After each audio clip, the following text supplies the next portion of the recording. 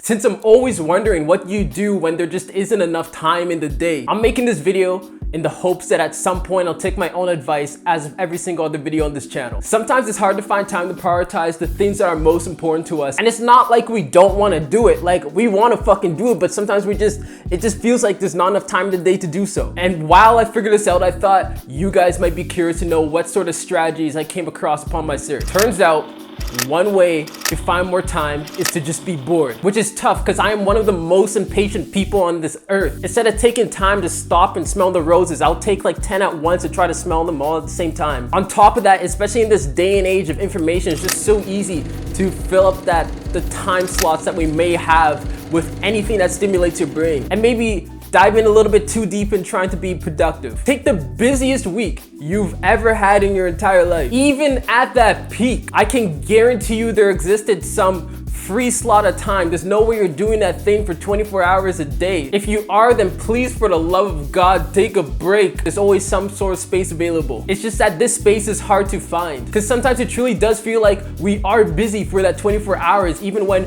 we're not actively working on that assignment that's due, that project in our business that we want to finish, or dealing with any stress that we have to currently face. This space is so hard to see because in a way it is filled, not by you being physically preoccupied by it, although by more of sort of a mental preoccupation. And by severely underestimating how much room mental space can take up, we'll always run into the problem of not having enough time. There probably exists so many different ways for creating this space. But like I said at the start, I want to focus on why we should start being bored first. That's why today we're gonna find a way to discover how to do that by creating time to stimulate our brain less. Also for community stuff and more insights and ideas that work for me and might work for you, click the first link in the description down below. I don't know if it's just me, but filling up that space with anything that can stimulate my mind do be having me feeling exhausted when I'm just doing absolutely nothing. Just because of how overwhelming the preoccupation of having all those tasks in my head float around. You can even notice the difference when you're overstimulated compared to when you're not, because you start to notice yourself saying 24 hours isn't enough. The practice of being bored stopped that overstimulation and showed me that 24 hours is more than enough time. Lucky for you, I'm a huge nerd and use my own free time to figure out this change in time perception. That can be answered by some researchers from Stanford University who became obsessed with time perception. Having spent the last 20 years or so studying the visual system, they realized that space, meaning physical space, not like outer space, but the physical space around you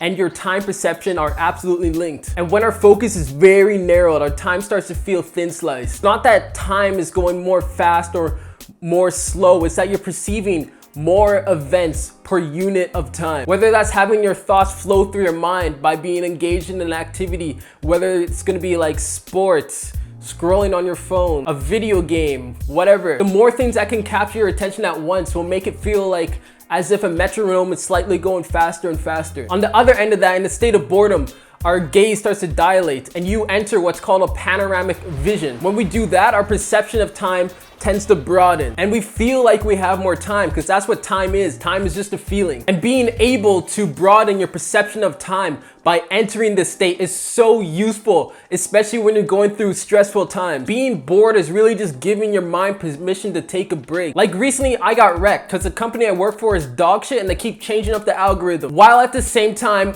unintentionally saturating the market and bringing on too many people to fulfill orders at once. Put simply, they weren't paying out properly. I was pretty mad about this because I thought I'll have to find a totally new thing that can allow me to work the least amount of hours a day so I could focus on building my brand, which was already hard enough to figure out the first time around. Oh, and financially, this could have ruined me. Fortunately, I have enough savings to weather me through if shit were to hit the fan, which brings us into a word from our sponsor. Crypto's biggest, I'm just kidding, there's no sponsor. But in this moment of stress and uncertainty, I decided not to double down and work more so I can sort of balance out with the oversaturation that's going on in the market right now, but to actually work less. Doing this halfway through the month of bills on the way, it's a pretty foolish thing to do. I basically did nothing. I just gave myself the space to figure shit out and adapt. In the moments of boredom, I managed to find, whether that was through shower thoughts or gym thoughts, I was able to create a new strategy, a strategy designed around the saturation. And I realized that saturation just creates new sub-markets. And by entering and working in these other markets or sub-markets that the saturation created, my time was actually used more efficiently than the previous strategy I followed before this whole algorithm shit. One that should work even when the gig economy is going through a dip. But yeah, I used to be that person. I would have taken any shit order I could get just because I needed the money. And I still needed the money, but taking this step back gave me enough time to source up more opportunities even in this moment of stress, because there's always more we can figure out. There's always more opportunities we can find. Do I recommend taking risks like this? No. I act audaciously when it comes to situations like these because I have a very strong personal reason to do so. Because of that reason, doubling down and working more hours being contracted just didn't make sense to me. For me, it's much more important to find the time to work on my brand. Making that space to find the time to be bored, even though I had a lot to take care of, allowed me to make that happen. The most important part of that story is to show you that no matter what the circumstance is, even when you are backed into a corner, it's possible to find even a little bit of time to enter that space where you can stimulate your brain a little less and give you room to think about new and better solutions. What was I gonna say?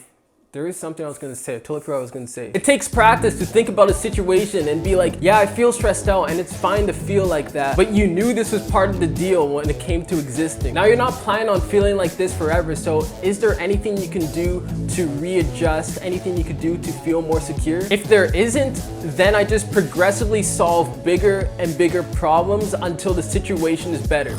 And if there is, then even in that moment when it seems like I don't have enough time, this is where I enter that state of boredom by being on my phone less and just being in an environment that doesn't offer as many stimuli. Being bored doesn't mean you just stare at a wall and wait for a good idea, but by starting by going on walks without your phone and whatnot. The idea here is to just limit the amount of stimulation going to your brain so you have enough room to process new ideas. With having constant stimulation from all the things that we do, our brains become so focused on processing all that data that we miss out on the solution and the time to find better ones. And that's when I discovered it's not that you don't have enough time throughout the day, although how you feel throughout the day while you're stimulating your mind affects how you experience time. And being able to shift this by going headfirst into boredom allows you to become more comfortable with your worst nightmare, fucking up. Being able to exist in that silence and stillness gives you the time you've been spending worrying back. And it's tough to do this when you have access to the entire world on our phone. The few moments that we are not stimulated, it's like there's withdrawal, and it's just impossible to be bored without feeling some sort of pain. But those are the moments we should learn how to exist in so we can then start to get our time back. Naturally, to avoid this pain, we turn to anything to distract ourselves from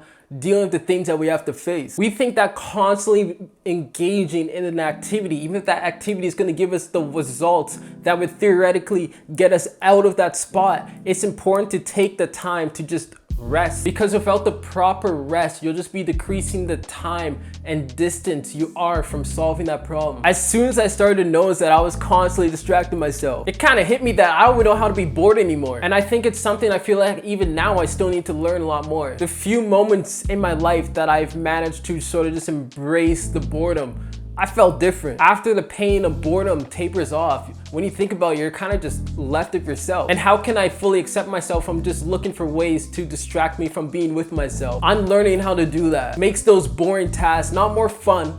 Boring tasks will always be boring tasks, but these tasks now feel more rewarding, as if you have someone to do it for. I don't think it's about constantly bettering yourself. I hate the idea of rising at 5 a.m. and grinding. Unless I've already risen, I'm not gonna grind. For me personally, I like to fall into that mentality as a result of me liking myself enough to do those things as a reflection of what I think I deserve. Falling into that place that was created in the space of boredom. Before improving myself and the situations in my life, I had to learn how to accept myself by being bored with myself. I'm not always gonna be interesting or doing interesting things, so I don't need to feel the need to always be stimulating, and that's okay. There is an infinite amount of things you can improve on, and without already feeling as if you are good enough, you're always gonna be striving for, I don't know, it's like chasing the rainbow. You know, pot of gold at the end of the rainbow?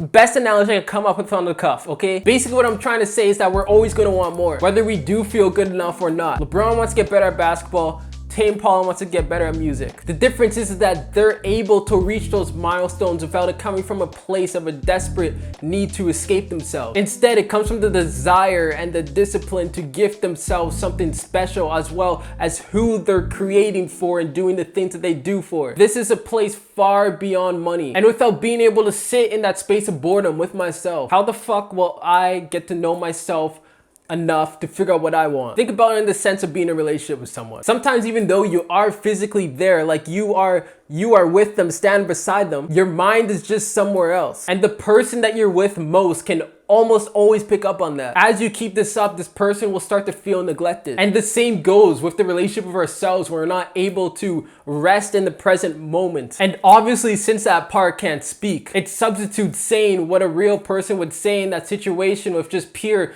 internal stress and agitation. That's why when boredom hits, the pain of it is so intense. Your mind is almost awkward after being able to be alone with you after so long. And you think it's gonna be scary, but over time you realize that it's not. But sometimes you need to visit an old friend to help get your shit together. The friend that's always been around you, that is your brain. It's important to make as much time as possible to spend with them. So prioritize the things that are most important to you. Give yourself permission that there is enough time to do so. And with that being said, that's the end of the video. I don't know what else to say. Yeah, I guess that's it. See ya.